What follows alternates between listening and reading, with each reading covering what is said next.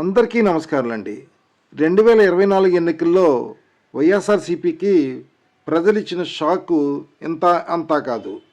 మరి అలాంటప్పుడు జగన్మోహన్ రెడ్డి ప్రతిపక్షంలో ఉండగా బ్రహ్మాండమైన మెజార్టీ తెచ్చుకున్నప్పుడు అధికారం 5 సంవత్సరాలు ఎలగబెట్టిన తర్వాత రాష్ట్రంలో మొత్తం అన్ని ఎన్నికల్లో ఓడిపోయి కేవలం 11 సీట్లు మాత్రమే గెలుపొందడం జరిగింది.